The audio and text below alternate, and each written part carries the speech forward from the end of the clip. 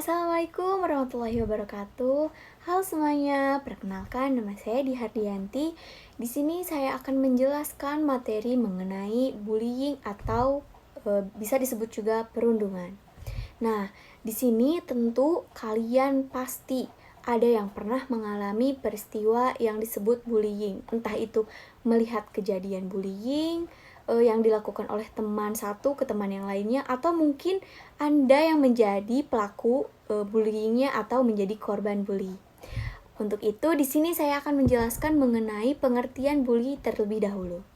Pengertian bullying merupakan bentuk penindasan atau kekerasan yang dilakukan oleh satu orang atau sekelompok orang yang lebih kuat atau berkuasa terhadap orang lain dengan tujuan untuk menyakiti dan dilakukan secara terus-menerus.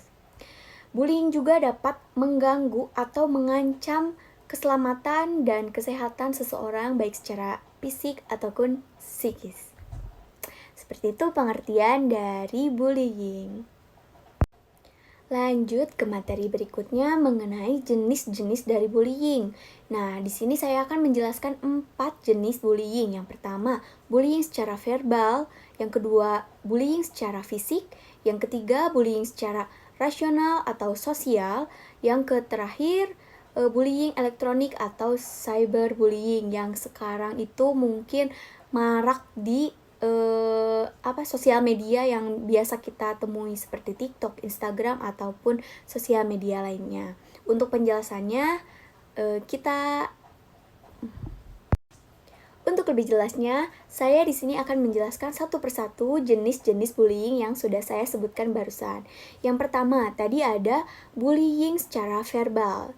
Bullying secara verbal ini bisa berupa julukan nama atau pemanggilan nama orang tua, celaan, fitnah, kritikan kejam, penghinaan, dan juga gosip yang mungkin biasa kita dengar atau kita alami.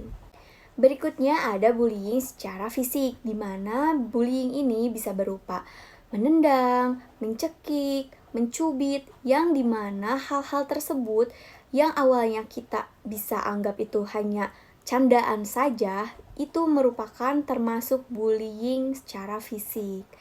Yang ketiga ada bullying secara rasional atau sosial, di mana bullying ini merupakan proses pelemahan harga diri korban secara sistematis melalui pengabaian, pengucilan, atau penghindaran, atau juga biasa disebut dengan bermusuhan. Yang terakhir atau yang keempat, ada bullying elektronik atau biasa disebut dengan cyberbullying.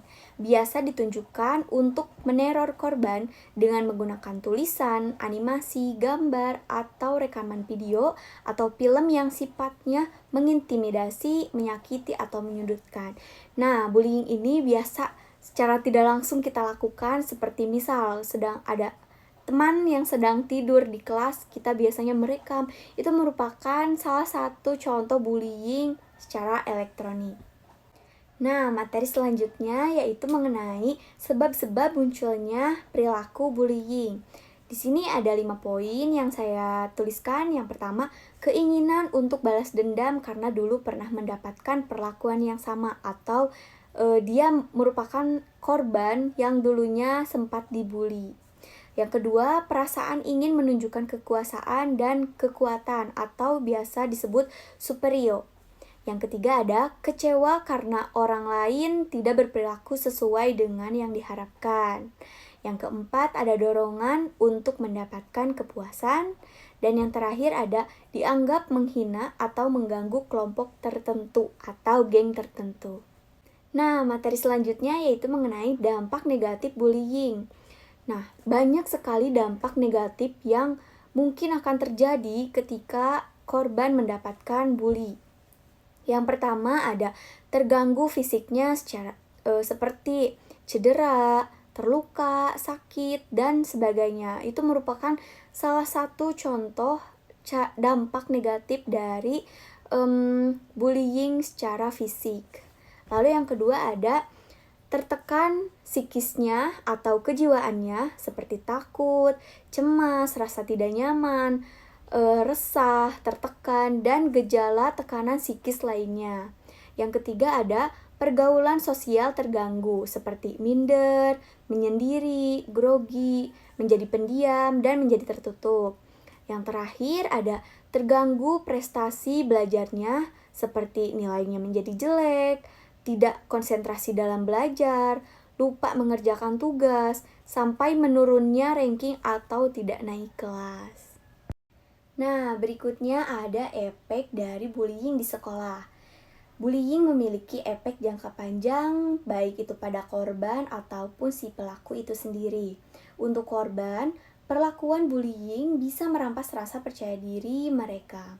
Untuk pelakunya sendiri, efeknya adalah menjadi kebiasaan dan kenikmatan untuk meningkatkan ego mereka sendiri. Ketakutan dan trauma emosional yang diderita korban dapat memicu kecenderungan untuk putus sekolah. Beberapa anak-anak yang terbiasa melakukan bullying di sekolah akhirnya dapat menjadi orang dewasa yang kejam atau penjahat. Lalu, bagaimana sih cara mencegah agar perilaku bullying itu tidak terjadi di lingkungan kita sendiri atau tidak terjadi pada diri kita sendiri? Yang pertama, ada hindari membawa atau memakai barang-barang mahal atau uang yang berlebihan. Lalu yang kedua, jangan sendirian, terutama di tempat sepi. Yang ketiga, hindari cari gara-gara dengan pelaku bullying. Yang keempat, jangan berada di dekat dengan orang yang suka melakukan tindakan bullying atau berada di sekitar mereka. Yang terakhir ada jangan ikut-ikutan melakukan tindakan bullying dalam bentuk apapun. Nah, materi mengenai perilaku bullying sudah saya sampaikan semuanya dari pengertian, jenis-jenis, dan yang lainnya. Semoga bisa kalian mengerti dan bisa kalian pahami. Mohon maaf apabila ada kata-kata yang kurang pantas atau kurang berkenan di hati kalian. Billahi taufiq wal hidayah. Wassalamualaikum warahmatullahi wabarakatuh.